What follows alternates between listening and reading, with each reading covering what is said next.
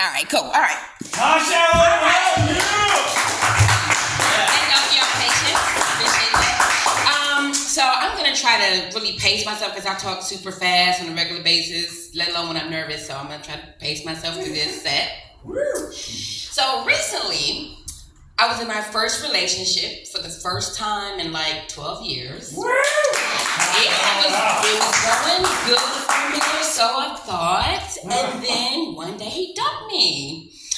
And in that process, it taught me something. It took me to like this whole existential sort of process that the way that I handle being dumped in my 40s versus in my 20s is very different. It was just very different. So here's me at 40 being dumped. Okay, you want to be with me anymore? Okay. Well, did you get your socks? Did you get your fuzzy socks? Did you get your Game Boy controller? Did you get your Cheerios? You know you need your Cheerios. You know how you get.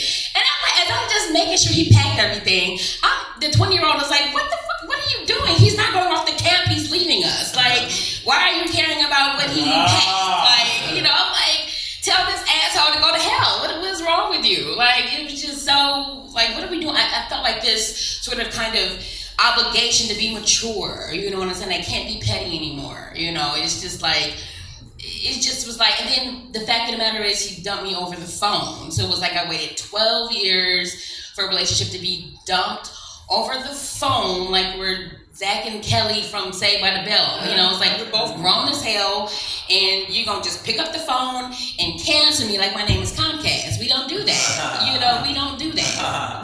No, that's not how that goes. And it's just so different, because in my 20s, that scenario would have been so much different. Like, number one, he would have needed pretty much a PPO. He would have needed a PPO. Because No, I would have been on first 48. It would have been a different vibe at 20, So it's just like, I'm like, wow, I really have grown and changed, in this time of my life, it was just really interesting to me. Like, I learned that I'm in my 40s. I really have evolved, Is that time? No. Let's see. That was really the only joke I really came to work out. Oh, what else? Okay, let's see. You're 40? Yeah, I'm 41. You're way younger. And that's okay, boom. That's the other thing I really talk about.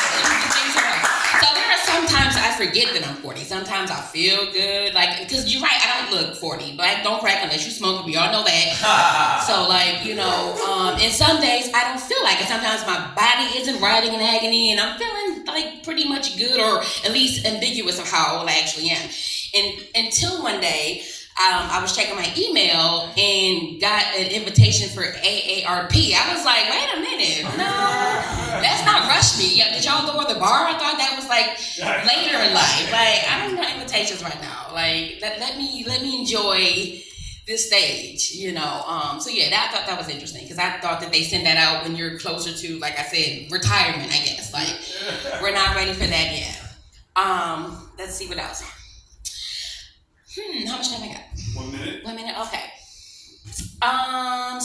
Back to the dumping. So I really wanted to tell the loser who dumped me on the phone to take him and his side bitch Marvel franchise and shove it up his ass. Like, we could not, in an evening without Captain America. What the fuck does Captain America do for you that I can't do? What is exactly is it that the Avengers are doing that you can't go a day without watching this shit? Like, if it was another female, I can, maybe see what's popping, who's better, whatever. But a Marvel franchise, it's crazy. I'm sure that it's amazing, but I'm so deuces. Hope you two are very happy together. You and the Avengers. So, all right, that's it. All right. That was great, Todd. Thank you. Oh, yeah. Getting vulnerable. It sounds like you're dating.